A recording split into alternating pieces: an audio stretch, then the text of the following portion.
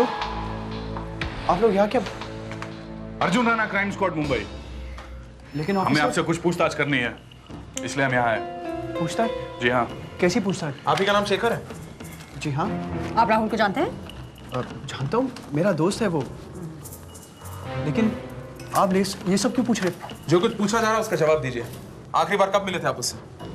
कल रात को मेरे साथ था वो। कहाँ? कहाँ था? यही होटल में। उसके बाद हम दिन भर घूमे, रात को फिल्म देखने भी गए थे। उसके बाद क्या हुआ?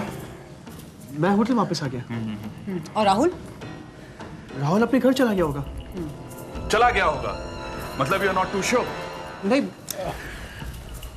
मतलब अब मेरा मतलब है कि वो राहुल की गाड़ी खराब हो गई थी। मैं किसी से लिफ्ट लेकर होटल तक आ गया था। वो वहीं था। उसने कहा था कि वो भी लिफ्ट लेकर अपने घर चला जाएगा। हाँ, लेकिन लिफ्ट लेकर क्यों? टैक्सी और रिक्शे में भी तो वापस आ सकते थे। सर प्रॉब्लम यही हुई। क्या? हम काफ़ी देर तक वहाँ खड़े रहे, लेकिन वहाँ हमें कोई टैक्सी ऑटो नहीं मिला। अच्छा। लेकिन आप ये सब में से क्यों पूछ रहे हैं? क्योंकि कल रात उसका किसी ने कत्ल कर दिया। What?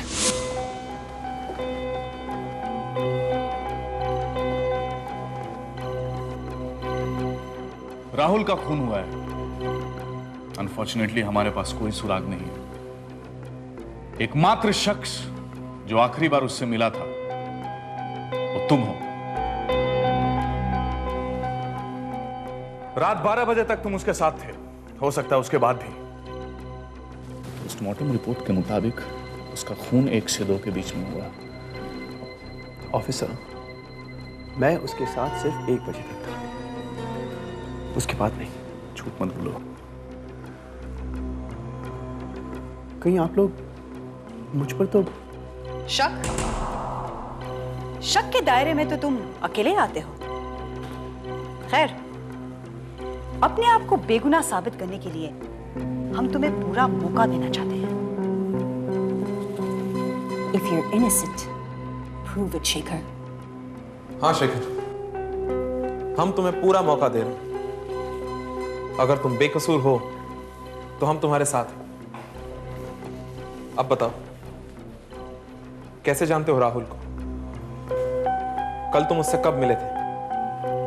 और तब से लेकर रात तक की पूरी बात हमें बताओ।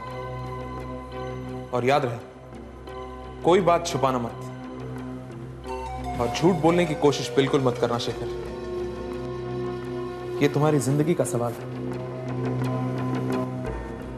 ऑफिसर, मैं नासिक का रहने वाला हूं।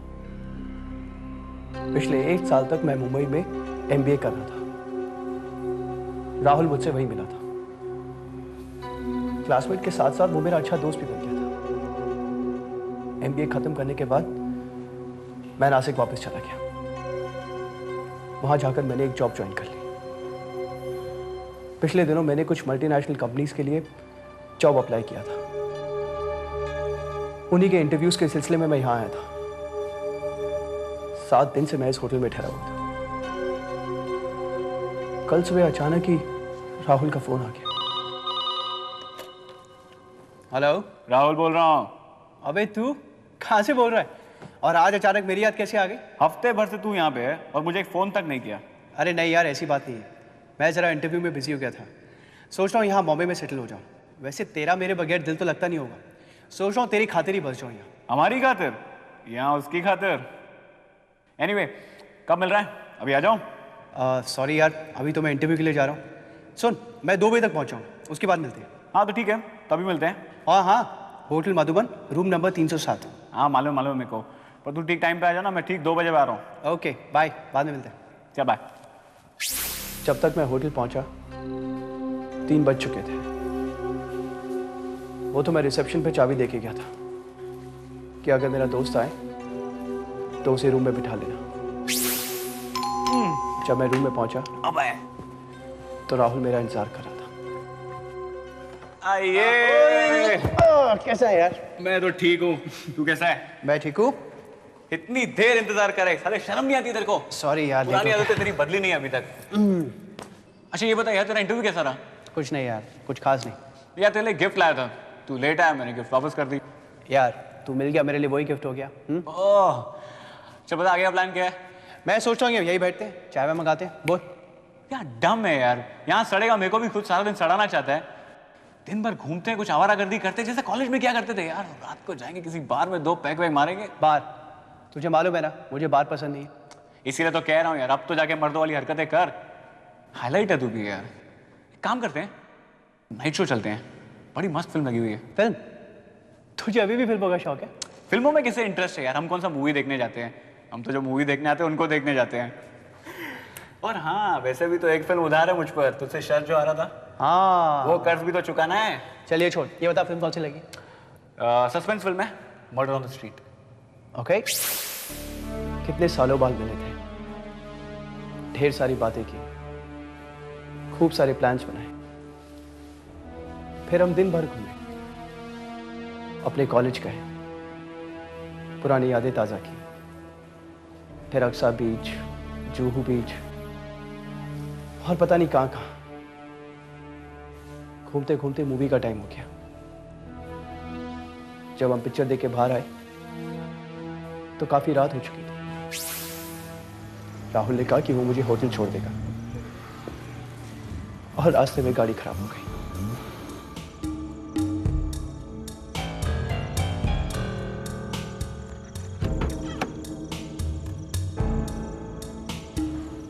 हमने गाड़ी काफी देर ठीक करने की कोशिश की,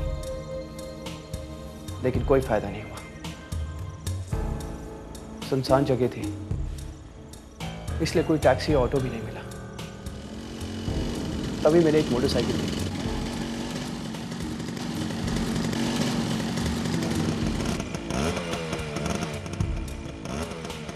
मैंने उसे रोका और मैं लेफ्ट लेकर होटल आ गया। और राहुल वहीं था और मैं होटल आके सो गया। सुबह उठा तो आप लोग। अच्छी कहानी बना लेते हो। खैर, ये बताओ किसकी मोटरसाइकिल से तुमने लिफ्ट ली थी? अब ये सब कोई देखता है क्या? कोई 30-35 साल का आदमी था। हाँ, 30-35 साल का आदमी होगा तो क्या मोटरसाइकिल का नंबर कुछ तुमने नोट किया? क्या नंबर था बताओ। ऑफिसर, अगर मुझे ये मालूम होता कि ऐसी मुसीबत आने वाली है तो मैं ध्यान रखता। हम कैसे यकीन कर ले कि जब तुमने राहुल को छोड़ा तो वो सही सलामत था? तो आप ही बताइए ना, मैं आप लोगों को कैसे यकीन दिलाऊं? जब मैं वहां से गया वो बिल्कुल ठीक था।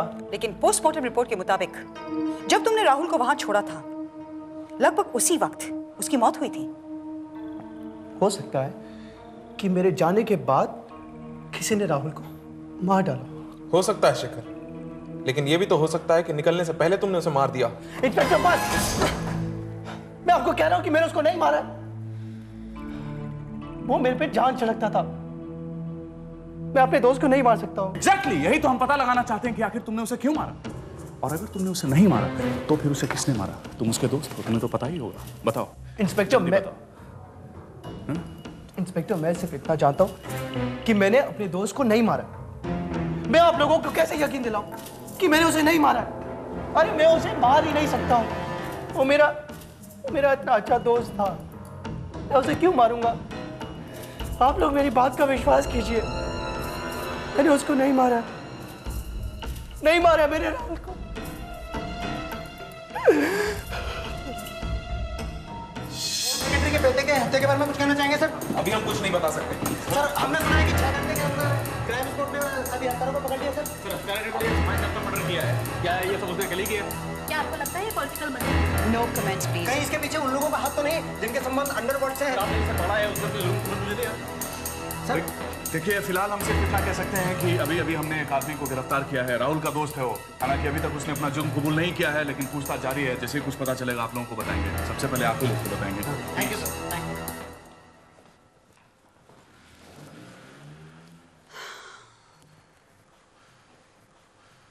मारा तो उसी ने है, लेकिन सरप्राइजिंग बात यह है कि वो इतना कॉन्फिडेंट कैसे है।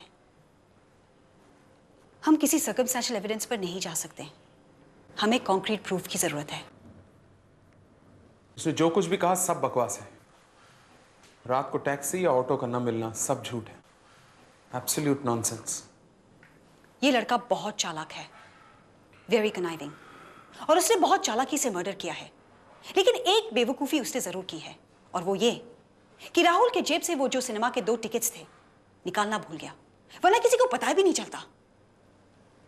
It was a master plan. हाँ, लेकिन सोचने वाली बात तो वही है। अगर ये मर्डर एक मास्टर प्लान है तो फिर शेखर अकेला नहीं हो सकता। वैसे भी होटल वालों के मुताबिक तकरीबन 1 बजे वो होटल पहुंच चुका था। तो फिर राहुल की लाश को इतनी दूर नदी में फेंकने कौन गया? No, there is more to this. इसमें और लोग इन्वॉल्व हैं। It's clear. Seems like a big conspiracy. बहुत बड़ी साजिश लगती है। लेकिन वही तो समझना है हमें कि ये किसकी साजिश हो सकती है, किसकी। एक बार अगर हमें कत्ल का असली मोटिव पता चल जाए तो हमें कातिल तक पहुंचना आसान हो जाएगा। लेकिन सपोज अगर ये मर्डर पॉलिटिकली मोटिवेटेड है तो इसका साफ मतलब ये है कि शेखर कुछ बड़े लोगों के हाथ का मोहरा बना है।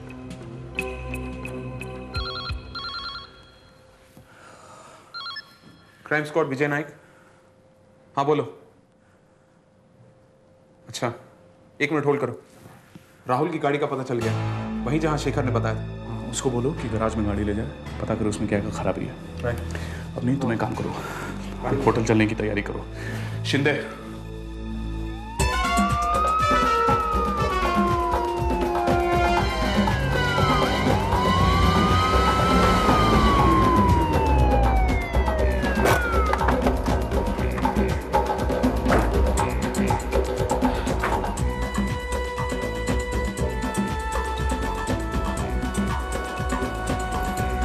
रूम नंबर 307 की चाबी दीजिए प्लीज। Yes sir. इन्हें 307 खोल के देना। नहीं नहीं नहीं, इट्स ओके। या थैंक यू। कम।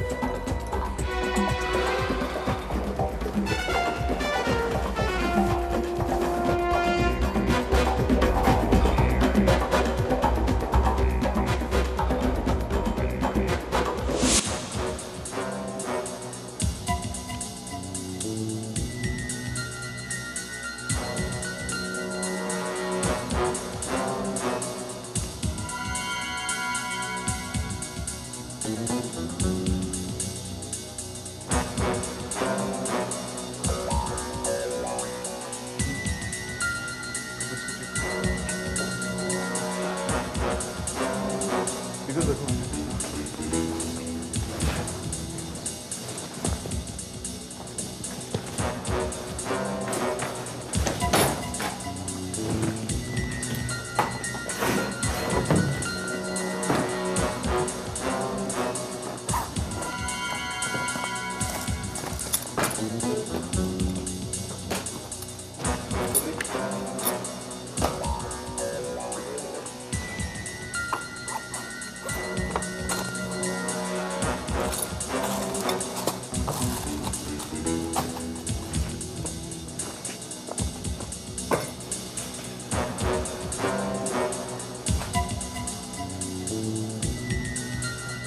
सर ये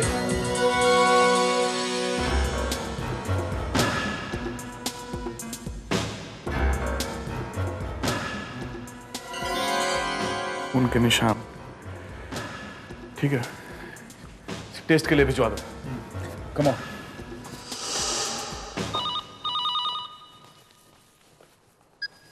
Hello? Commissioner Rawat here. Yes, sir. Avni here. Yes. Hang on a sec. Sir, commissioner साहब का फोन है। Hello sir. अर्जुन, ये होम सेक्रेटरी के बेटे वाले केस में क्या प्रोग्रेस है? सर प्रोग्रेस तो काफी अच्छी है, काफी पहलू सुलझ चुके हैं। देख लो अर्जुन, ये हमारी इज्जत का सवाल है। सुबह से कई फोन आ चुके हैं और ये प्रेस वाले तो सर पे बैठे हुए हैं। ये केस जल्दी से जल्दी सॉल्व होना चाहिए। I know sir, don't worry, कल तक सब ठीक हो जाएगा। That's the spirit Arjun. I am proud of you. Thank you sir. Hello? हाँ बोलिए। हाँ या थैंक यू सर। लैब से फोन था। शेखर के कुर्ते पर जो खून के धब्बे थे वो राहुल के ही हैं। अच्छे, अब शेखर नहीं बच सकता। तो तुम शेखर हो, क्यों किया तुमने ऐसा? अंकल मैं आपको कैसे यकीन दिलाऊं? मैंने राहुल का खून नहीं किया। इतना सब कुछ हो जाने के बाद भी तुम कहते हो कि तुमने कुछ नहीं किया। अंकल मैं मानता हूं कि सारे सबूत मेरे खिलाफ हैं, मगर मैंने अगर मगर से तुम अपने आप को बेगुनाह साबित नहीं कर पाओगे। लेकिन अंकल मेरी बात तो सुनिए। कहने सुनने के लिए कुछ बचा है क्या? लेकिन अंकल, अंकल मत कहो मुझे। तुमने जो गुनाह किया है तुम्हें उसकी सजा दिलवा करूंगा मैं। अंकल मेरी बात तो। तुम मेरी बात सुनो। मैं तुम्हें सिर्फ ये बताने आया हूं कि मेरे बेटे को मारकर तुमने जो गुनाह किया है उसकी तुम्हें कड़ी से कड़ी सजा मिलेगी। लेकिन अंकल, मैंने आपके बेटे को नहीं मारा। अंकल मेरी बात तो सुनिए। Uncle please, uncle.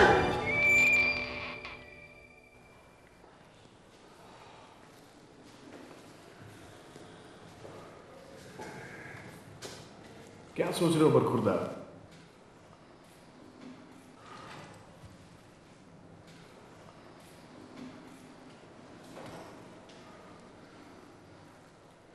सोच रहा हूं इंसान की किस्मत उसे कहां से कहां ले जाती है।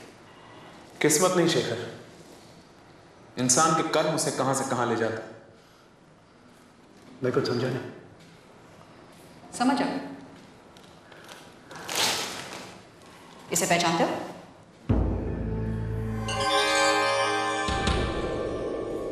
ये तुम्हारा ही कुर्ता है ये। कल रात तुमने इसे पहना था। सही बोल रहा हूं ना? ये तो क्यों हैरान हूं, हमें किसने बताया कि ये कुर्ता तुमने कल रात को पहना था?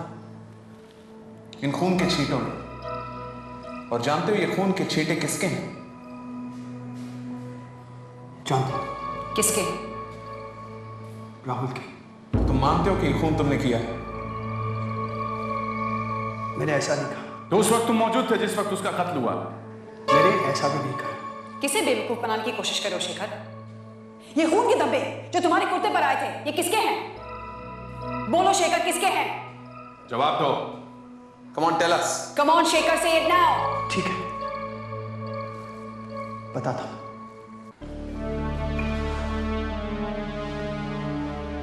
उस रात को जब राहुल की गाड़ी खराब हुई थी, क्या है? तो उसने बिना स्विच के बोनेट खोलने की कोशिश की थी। उसी दौरान उसका हाथ कट गया और काफी खून बहा। उसी दौरान उसके खून के छींटे मेरे कुर्तों पे आ गए। आगे आप जानते हैं क्या हुआ। फिर एक नई कहानी। ये कहानी नहीं, सच्चाई है। और इस बार कहानी बहुत इंटरेस्टिंग बनाई है। ये आपके लिए कहानी होगी, मेरे लिए सच्चाई है।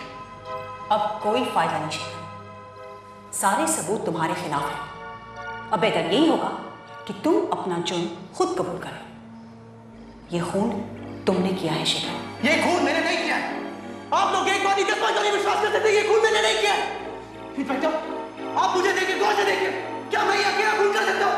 वही तो मैं बताने की कोशिश कर रहा हूं तुम्हें कि ये खून तुमने अकेले नहीं किया। तुम्हारे साथ और बहुत से लोग मिले हुए थे। कौन थे?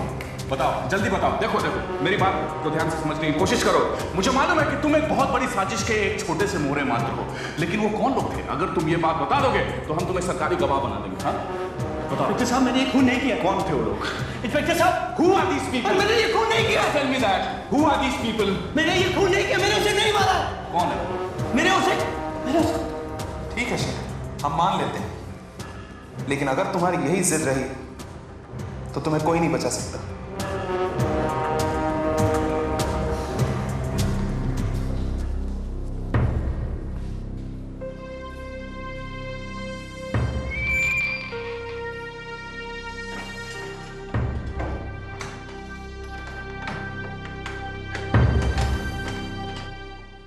नहीं अवनी, लगता है शेखर ऐसे मानने वाला नहीं है। मेरी तो ये कोशिश थी कि बिना सख्ती के वो सब कुछ बता दे, पर अब लगता है वो इतना मासूम नहीं है जितना नजर आता है। थर्ड डिग्री का इस्तेमाल करना पड़ेगा उस पर। बहुत जल्दी करना पड़ेगा हमें। You just have to make him speak something. Sir, lockup से फोन था, शेखर ने खुद को गोली मार दी।